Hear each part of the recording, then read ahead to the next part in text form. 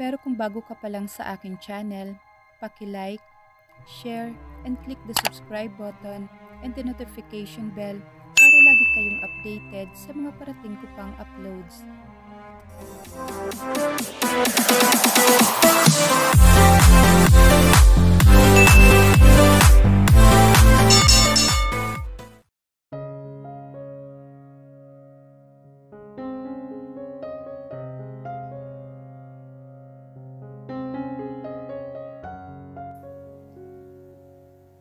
Nagising siyang nakangiti. Makulay talaga ang buhay kapag in love ka. Napabukas siya ng mata nang maisip iyon. Totoo naman, ang tagal-tagal na niyang in love sa lalaking to. Estudyante pa lang siya. Kapag nagsisilbi siya sa catering sa teatro, hinahapit na ng mga tingin niya si Dominic. Hindi niya malilimot kailanman ang pagkakataong ibinigay nito na makapagtrabaho siya sa teatro bilang composer. At nagkamali si Kyrie, maling-mali. Dominic was and is a very good manager and producer. Umikot si Misty sa higaan at niyakap ang unan at ibinaon doon ang mukha. Ano kayang pakiramdam kung hahalikan siya ulit ng lalaking yon? Dumako na naman ang daliri niya sa labi at inaalalang matamis na mga halik nito. Tinanong siya ng binata kung papakasal siya dito. Sabi niya, bigyan nila ng panahong makapag-isip ang isa't isa. Anya dito, baka nalulungkot lamang to. Mabuti pang pag-isipan nilang mabuti yon, dahil hindi biro mga ganong bagay. Nagkasundo naman sila. Bumalikwas siya ng bangon. Isinuot ang robot bumaba para maligo at mag-ayos. Full day schedule siya ngayon. Uunahin niya si Carrie. Pagkatapos, ipupunta na siya sa Montessori School para sa choir at voice coaching. Sa kantina manananghalian si Misty. Pagkatapos noon ay sa bahay ng mga Gomez ang tuloy niya dahil nagpapaturo magpiano si Ginang Gomez. Kakaretiro lang nito bilang negosyante at ipinamana na sa mga anak ang kumpanya. Ayaw nitong mag-ballroom dancing kasamang ibang retrado at pangarap nitong matutong magpiano mula bata pa. At kung hindi uumpisahan ngayon, kailan pa daw? Pagka-uwi niya sa bahay, sa kanya babalikan ang musical arrangement na ginagawa para kay Carrie. Sabi ng bata, handa na raw tong sumali sa mga singing contest. Hindi niya gusto yun para kay Carrie, pero sariling kagustuhan yun ng bata, kaya't susuportahan na lang niya. Mas natuwa si Misty na nag-aalalang ina dahil lubhang napakabata pa raw ng anak para makipagtunggali at lalabas pa sa telebisyon. Subok lang mami, hindi naman seryoso, sabi ni Carrie sa ina. Nang silang dalawa na lang ng mayor sa silid, kinausap siya nito. Sumobra na bang kumpiyansa ng anak ko? Ayoko siyang masaktan. Isipin mo na lang. Maghahanda siya ng todo-todo. Kapag natalo siya sa contest, baka manlumo siya, baka tuluyang ma-discourage. Nauunawaan kita, Mayor Felipe. Kailangan natin ng alternative. Imbis na paligsahan ng salihan niya, baka may ibang paraan pa. Mayroon ba kayong suggestion? Ito kasing si Aling Tasing, kung ano-ano kinukwento sa bata, ayan tuloy. Napangiti si Misty. Aling Tasing, dakilang kusinera ng mga Felipe at great motivator ni Carrie. Masyado yatang naging makulay ang pagkukwento nito kay Carrie nang napapanood nito sa telebisyon. Siya tuloy ang bata sa pakikinig sa mga kwentong underdog. Mga success story na ang umpisa ay mala Nora Honor ang bida. Malakas ang imahinasyon ng bata kahit na bulag ito. Pantasya nito ang magwagi sa mga singing contest. Kung alam lang nito kung gaanong nakakadurog ng mga puso ang paligsahan sa pagkanta. I'm thinking, maybe we can take videos of her singing, then post them on YouTube. Ani Mayor Felipe. We can go as far as visit a recording studio and come up with a CD, and we can give those to friends as gift. We can even produce a musical where she can have a chance to sing in public. Is that what she wants? Ano sa tingin mo? Yes to all of that. Salamat at nag-iisip itong ginang. Salamat at hindi to stage mother. Well, hindi pa. Iyon ang dahilan ng dibdibang pag-iensayo nila ni Carrie. Isang mini musical ang ginagawa nila. Ngayon niya nauunawaan ang stress na dinaranas ni Dante noong boss niya ito. Okay, Carrie. Let's see you ball this out. Hamon niya sa bata. Tahimik siyang nakinig sa pag-awit nito ng Tomorrow na galing sa musical na Little Orphan Annie. Ibinigay niya lahat sa edad ng bata ang awitin nito. Kaya't walang love song doon. Sa Montessori School siya nahirapan dahil grupo ang kanyang kino-coach. Napagod at namao siya sa kakasaway at kakadaldal at kakaawit. Masaya at pagod yon ang paglalarawan ni Misty. Okay naman ang bayad sa kanya. Pandagdag na rin sa kanyang kita, kaya't hindi siya nagrereklamo. Ngayon, mas malaki na ang respeto niya sa mga guro. Saan kaya kinukuha niya mga to ang lakas para magturo sa maghapon, Lunes hanggang Biyernes? Huwag ka lang mapipikon kay Cedric. May hyperactivity talagang bata at may attitude problem pa. He has a special program for these special needs. Gusto namin, kapag lumabas siya ng eskwelahang to, ay socially acceptable ng mga kilos niya. Don't take it personally. Sabi ng isang advisor nang tumawag na siya ng tulong dahil umaakyat sa balustreng ikalawang palapag ang nasabing bata habang nagvo-voice coaching siya. Hinamon siya nito at nang hinawakan niya ang kamay para bumabay, sinipa siya sa mukha. Ang akala niyang mas madali ang pagiging piano teacher niya kay Tenoria Gomez ay nagkakamali siya. Siya ang piano teacher pero mas marunong pa to sa kanya. Nakikipagtalo to. Gawin daw mas mabagal ang tempo kasi ang adanting araw kapag daka ay tinatama nito ang tempo o kaya ang ritmo. Hinihingan siya nito ng tutorial program na kung saan matututo to sa lalong madaling panahon. Dahil I'm not growing younger anymore. Sabi nito.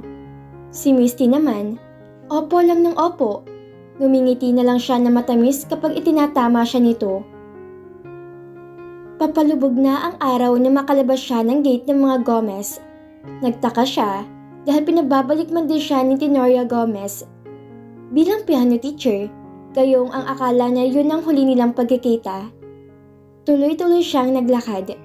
Inisip ko anong lulutuin ngayong hapunan. Marahil magbubukas na lang siya ng lata ng tuna. Gusto niyang matulog ng maaga. Habang binabantayan sa kusina ang sinaing, inawit-awit niya ang bagong arrangement niya sa kantang I Am the Lady na pinasikat ng grupong Libera. Bagay na bagay sa tinig ni Carrie ang kanta, inosenteng batang-bata. Pinagaan niya ng kalamansi ang laman ng lata ng corn tuna at ginawa yung rice topping. Nang lumaon, hindi niya napapansing nangangalahati na lang ang kanin sa kaldero. Dumighay siya, pagod at busog. Ito ang tamang kombinasyon para antukin ng isang tao. Halos hilahin niya ang sarili habang naguhugas ng pinagkainan at habang nagsisipilyo. Nang sumapit ng ika-6 ng dapit hapon, naghihilik na siya. Nagising si Misty ng 10 oras ng gabi. Wala nang antok niya. Nakahiga siyang bukas ang mata at nakatingin sa dilim. Ayaw na siyang dalawin ng antok. Bumaba siya para uminom ng mainit na gatas. Baka makatulog yon. Sabado kinabukasan, wala siyang nakaschedule maliban sa piano lesson ni Tenoria Gomez. Kaya maaari siyang gumising kahit mataas na ang araw. Nga lang, sayang ang oras kung gagawin niya yon. Gusto niyang magtrabaho sa hardin sa umaga, maglinis ng buong kabahayan, at kung inspirado siya, gumawa ng kanta. May naisip pa man din siyang bagong awitin, ibang anggulo naman sa tema ng pag-ibig. Gusto niyang lumikha ng awiting sinasabi ng mga awit na hindi kailangan ibalik ang inuukol niyang pagmamahal. Ang mahalaga ay malaya niyang maipakita na mahal niyang taong tinutukoy. Naupo si Misty sa may bintana na nakataas ang paa sa mahabang sofa. Naroon pa pala ang kumot na ipinagagamit niya kay Dominic. Nakatiklop at nakatambay sa isang dulo ng sofa. Binuklat niya yon, inamoy-amoy, at ipinatabing sa hita. Uminom siya ng mainit na gatas saka tumingin sa labas, sa baybayin at sa dagat. Kailangan niya ng inspirasyon sa musika. Si Dominic yun, palagi naman. Ano kayong mangyayari kung ipakita niya rito na mahal niya ito noon pa man? Paano niya yun gagawin na hindi siya nagmumukhang gaga? Uminom siya muli ng gatas. Pagkatapos itumingin siya sa labas sa malaki at mataas sa bintana. Dumako ang tingin niya sa dagat na nasisinagan na malamlam na liwanag ng buwan. Inilapit niya ang kumot sa kanyang mukha. Naalimpungatan si Misty. Nakatulugan niya pala ang pag-inom ng gatas. Pupungas-pungas siyang bumangon nang marinig ang sunod-sunod na katok. Tiningnan niya ang oras sa cellphone. Sinong kaluluwang kakatok ng 2:00 sa madaling araw? Dominic? Usal niya matapos sumilip sa salaming bintana sa magkabilaang pintuan. Wag naman sanang sabihing lasing na naman to. Hi. Malumani na bati nito nang pagbuksan niya ng pinto. Can I come in? Sure, sabi niya at tuluyan na tong pinapasok. Inilawan ng dalaga ang ilang bumbilya sa chandelier para lumiwanag. Anong may paglilingkod ko? Gusto lang kitang makausap. Upo ka? Aniya at giniya to sa sofa. Naupo siya sa kabilang dulo niyon. Anong pakiramdam mo? Malungkot na masaya. Masaya dahil natagpuan kita. Dahil pinatawad mo ko. Dahil sabi mo mahal mo ko. In spite of, sabi ng lalaki. Ano nagpapalungkot sa'yo? The world. Sagot nito habang nakaupo na nakatukod ang siko sa tuhod at nakatago ang mukha sa kamay. Tiningnan niya ito. Inilapit niya ang kamay pero binawi ulit. Heto na nga't abot kami na niyang pinakamamahal pero wala siyang magawa. Tell me honestly, Misty. Am I an epic fail? Ayoko mangyari sa atin ang nakaraan ko. Masakit yun. You have loved Dominic. Naawa siya sa itsura ng lalaki. Hindi siya therapist, hindi rin siya psychologist, at hindi niya alam kung anong gagawin. Wala siyang sagot sa mga katanungan nito. Ang alam niya lang, mahal niya si Dominic. Yun lang. Ano nga bang ginagawa kapag mahal mong isang tao? Dadamayan mo. At yun ang sinubukan niyang gawin. Naupo siya sa tabi nito. Itinukod ang siko sa tuhod at nangalumbaba. Nang bumuntong hininga ang lalaki, ganun din ang ginawa niya. What are you doing? Tanong nito. Dinadamayan ka? Sagot ni Misty. Do you want to talk about it? Tell me everything. Umiling ang lalaki. Sa susunod, I can be your sounding board. Someday, who can listen to what you have to say. But that's all there is to it.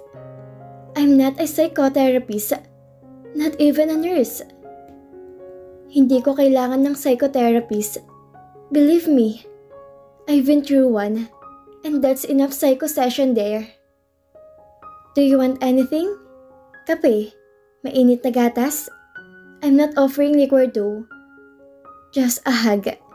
Sabi nito, tumalima si Misty. Niyakap niya na mahigpit. Pumikit siya. Ang tagal na niyang gustong mayakap si Dominic. Noon, kapag malakas ang tensyon nito, lalo't opening night, gusto niyang lumapit dito at sabihin, "Can I give you a hug?" Kaya lang, nakakahiya yun kasi paruot parito ang mga tao at baka kung ano pang isipin nito. Lalo na si Kyrie. Hindi niya pinigilan si Dominic na maramdaman niya ang labi nito sa labi niya. Umawang ang kanyang bibig. Hindi niya inaasahan ang pananalanta ng dila nito at kanyang nagustuhan yun. Para bang may sumabog na kung anong pagkaganda-ganda sa loob niya. Nang tinikman niyang ibabang labi ni Dominic, narinig niyang mahinang ungol nito. Was she giving him pleasure? Inulit niya yon at ganun ulit ang nangyari. Inulit-ulit niyang pangalan ni Dominic nang bumaba ang mga halik nito sa kanyang leeg. Hindi niya alam kung nasasaktan siya o nababuhayan ng dugo. Nahanap ng lalaki ang bukasan ng roba na suot niya. Bago yun sa kanya, hindi niya alam kung itutulak ang bibig nito palayo o pakikiusapan niya itong ituloy ang ginagawa. Para siyang nalalasing sa ginagawa nito. Huminto ito sa ginagawa. Napalingon siya. Tumingin siya sa mga mata nito. Misty, do you want to go further with this? Tanong nito na inaaninag ang mukha niya. Sabihin mo kung kailangan nating huminto. Wala siyang masabi. Tila wala siya sa tamang wisyo para magdesisyon. Kahit na gusto niyang madama ang tibok ng puso nito. Ang init ng katawan nito. Ang pamilyar na lalaking amoy nito. Ibinalik niyang tingin dito at naghahanap ng kasagutan. Pinadulas niyang isang nagniningning at nag-aalagang kamay sa braso ni Dominic hanggang sa mahawakan niyang kamay nito. Tahimik niyang iginiya yon sa hita niya. Gusto niya ang sensyon niyon. Mainit na kamay na nanlalamig niyang kalamnan. Napapikit siya nang dumako yun sa kanyang tiyan at unti-unting bumaba sa... Napasinghap siya nang maramdaman kung nasaan ang kamay nito. Kusang umarko ang likod ni Misty na maramdaman niyang binubuhay ng mga daliri ni Dominic ang kalagitnaan niya. Binuksan nito ang roba para mailantad ang kanyang dibdib. You are beautiful, Misty. Do you realize that? Bulong nito. Hinubad nito ang suot na pantaas at nung lumapit ito sa kanya, ay tinangka niyang buksan ang pantalon ng zipper nito.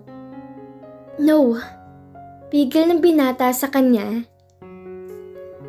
Tiningnan niya to kahit nahihiya siya. Namumungay ang mga mata nito at paos ang tinig. Let me do it for you. Tumango siya kahit bahagya lamang niyang naunawaan ang sinasabi nito. Have you felt anything like this before, Misty? Tanong ng lalaki. Naramdaman niya ang mainit na labi nito sa may tenga niya. Samantalang kakaiba naman ang nagaganap sa pagitan ng kanyang hita kung saan naroon ang kamay ni Dominic. Gusto niyang humiyaw dahil sa nakakakiliting mamunting kidlat na dumaraan sa katawan. Pero kinagat niyang ibabang labi. Tila may sariling diwa ang kanyang katawan. Naroong umiindayog ang kanyang bewang dahil paulit-ulit niyang gustong maramdaman ang sensasyong si Dominic lamang ang nagpupukaw. Or this. Napayakap na mahigpit si Misty sa kaniig. Maging ang kanyang mga paa ay kusang yumakap sa binting na babalot pa rin sa pantalong maong. You're delicious. Do you know that? I can't get enough of you. Dominic. Lumiyad siya. At ilang ulit na umiling-iling nang maramdaman ang mamunting halik sa ng lalaki sa iba't ibang bahagi ng kanyang katawan. Pababa sa dibdib, sa tiyan, sa puson, hanggang nawala na yata ang kanyang katinuan at gusto niyang sumabog. Dominic, hindi niya alam kung tatawa o hihikbi sa kaligayahang dulot ng mga halik nito at mga kamay.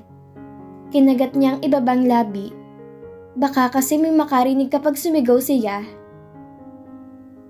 We'll have time for more of this, if you want. Anang lalaki. Yes, aniya. Gusto niyang hilahin pabalik ang lalaki nang tumayo ito. Naramdaman niyang tinititigan nito ang kanyang kubuan bago siya kinumutan. Iyon ang huli niyang naalala bago siya nakatulog ng mahimbing.